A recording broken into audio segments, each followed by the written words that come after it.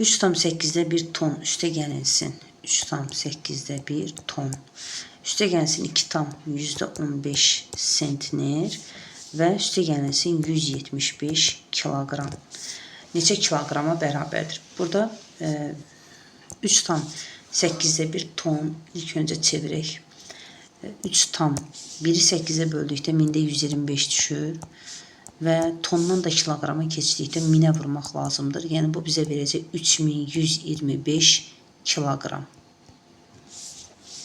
1 sentnerimiz 100 kiloqramdır. Yəni 2,15 sentner 215 kiloqram edir. Və bir də 175 kiloqram var. Bu 3 ədədi toplayaq. 3125 üstə gəlinsin 215, üstə gəlsin 175.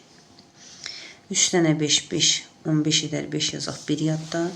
2, 1, 3, 3'ün üstünə 7, 10, 10 da üstünə 1 gəlsə 11, 1 yadda.